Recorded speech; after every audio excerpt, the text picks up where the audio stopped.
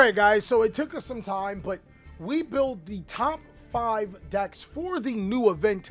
I think it's Theme Chronicles, where you have to use only the decks in solo game. Now, of course, we had some other suggestions like Gladiator Beasts and stuff, but I don't think that those are as effective as these 5 decks. I wouldn't say that these are copy and paste, but they're a good idea that can be given to you, so you can take this as a sample list and then improve upon the deck however you will. Let's go ahead and start off with theme number 5. All right, this is going to be Sword Soul, which ironically, none of the Sword Soul cards, the important ones, are banned for the event. So if I type in, I'm already in event, and if I just add the forbidden cards, you'll see that cards like Xing Ying and Sovereign and Grandmaster Shishao are banned.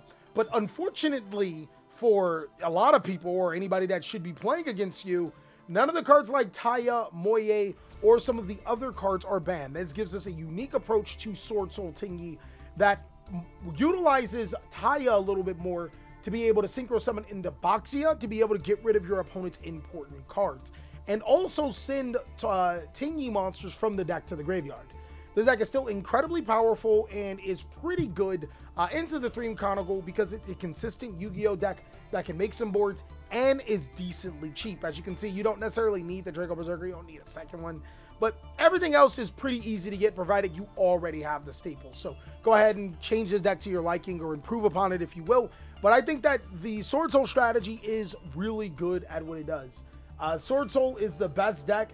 Sword Soul is the BBL of Yu-Gi-Oh! Holy God, guys.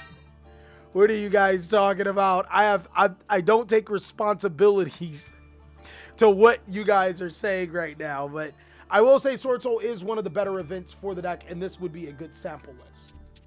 Moving on, the next one obviously is connected directly to the lore. Mech Knights are a strategy that are built on going second, summoning a ton of monsters, and OTKing your opponent. Sword Soul is the Mia Khalifa as a wife of Yu-Gi-Oh! What does that even mean, Berserker? That's not even words. He's just saying things that are... We're just going to move on.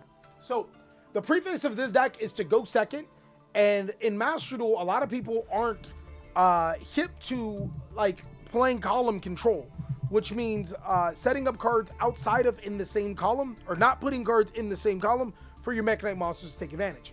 Mech Knights do a really good job of not only setting up their own columns, but also being able to take advantage of your opponent setting up columns and summoning a ton of monsters. Now, there are no hand traps outside of Maxi for this particular deck and Infinite Impermanence, and the reason why is because we play a ton of board breaker cards, Triple Tactics Talent to get us in Thrust, Lightning Storm, Dark Ruler No More, or to get us in other cards like World Legacy Selection or Unexpected Die. Unfortunately, a card like Solomon Great All Mirage is banned, so let me go ahead and Solomon Great All Mirage is banned. Oh, I don't know where I put it wrong, but All Mirage, oh, duh, I don't have the ban thing. All Mirage is banned for the event, but that's no problem. You can use cards like Unexpected Die to summon Mr. Check This Out, and that makes a Link Arrow above you and Link Spider. You set some cards face down, and boom, you have a pretty good going first Mech Knight deck. And it also can set up with cards like Lib to be able to get, you know, some of your important World Legacy cards. World Legacy Secret negates any monster in the same Mech Knight column, and World Legacy Whispers negates any spell card. World Legacy Key will negate any trap card. So the deck is really column-based, very control-based, and can win you some games inside of this Theme Chronicle. I think it's one of the better decks. Let's go ahead and check out Theme Chronicle number 3. And ironically, this deck, I don't think it has a solo mode or a, I don't think it has a solo mode, but it did not get hit. Chat, is Madolche a solo mode deck? Because this might be one of their biggest mistakes. Every single time Konami makes an event like this, people do find where is a particular strategy that, you know, that slipped through the cracks. And Madolche is one of them. Granted, it is an expensive strategy. Almost every card in the deck is a super rare. And then the extra deck cards are almost non-negotiable at the ratios that I have and are ultra rare.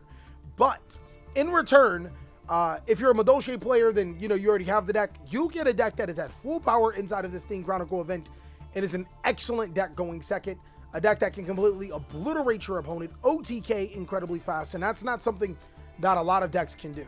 I think that some of the only cards like Pankratops, yeah, Pankratops is banned. Let me just go ahead and fix that so we can actually show it. Yeah, cards like Pankratops are banned. The Kaijus, unfortunately, are banned. So you don't have that board-breaking strategy where you would tribute your opponent's monsters, but you still do have a ton of effects. And one thing that I do want to mention about this deck is that if you set up first, cards like Effect Veiler and Herald of Orange Light are probably some of the best cards.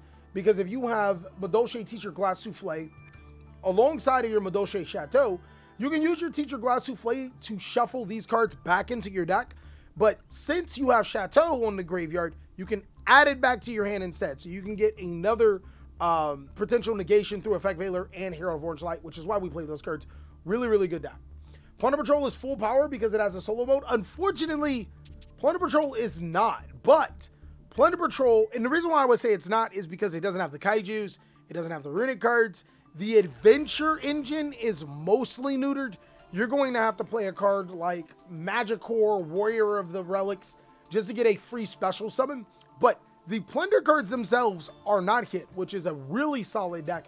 If you guys know how to play Plunder Patrol, then this is probably your time to shine, getting into your most important cards in the game.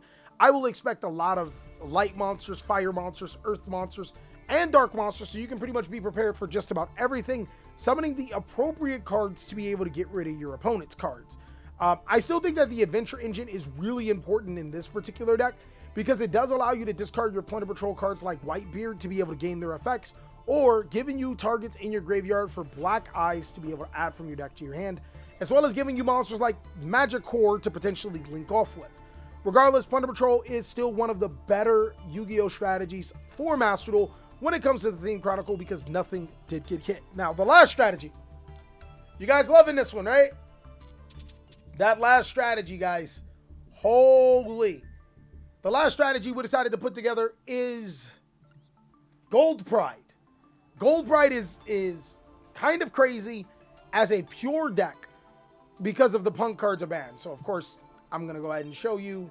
Boom. And because it's like they hit pretty much everything, right, chat?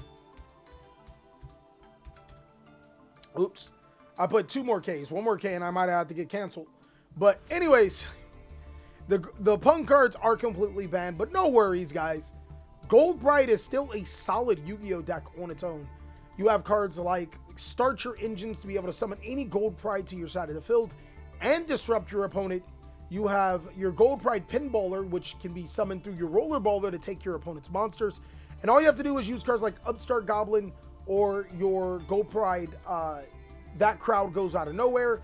Even cards like Lullaby of Obedience and Herald of the Abyss to lower your life points to be able to get all of your Gold Pride effects. This deck is still extremely live and kicking. It's still a pretty decent Yu-Gi-Oh! Deck that you can use for the Chronicles. If you have Gold Pride built and you don't know what to play with for the Chronicles, then go ahead and consider just playing a pure build instead of a Gold Pride Punk build. It still can be very, very successful. And that's all that we have for the top 5 decks for this Theme Chronicles.